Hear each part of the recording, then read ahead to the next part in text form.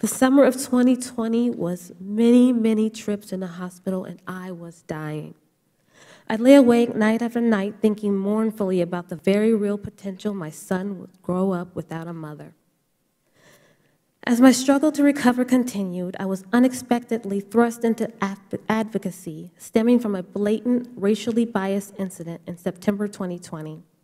While being a wheelchair-dependent person at the time, I was threatened with arrest by emergency room hospital staff while seeking medical help through an episode of dangerously low oxygen and high heart rate.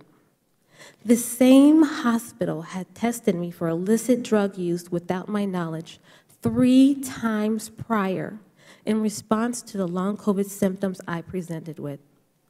In spite of my negative drug tests repeatedly coming back negative for illicit drug use, I was even slated to be given Narcan for withdrawal during one of my admissions for long COVID.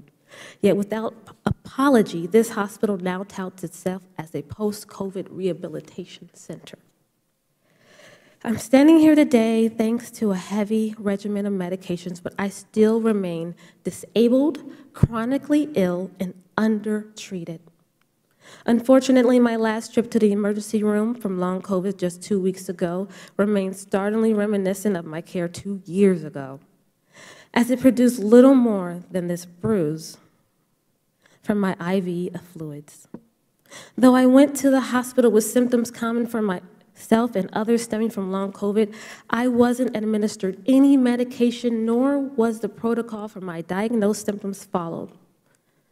As I stiffly hobbled out the hospital at the crack of dawn and caught an Uber home, mulling over the harsh reality that efforts and advocacy thus far has resulted in little visible progress in education of medical staff concerning long COVID.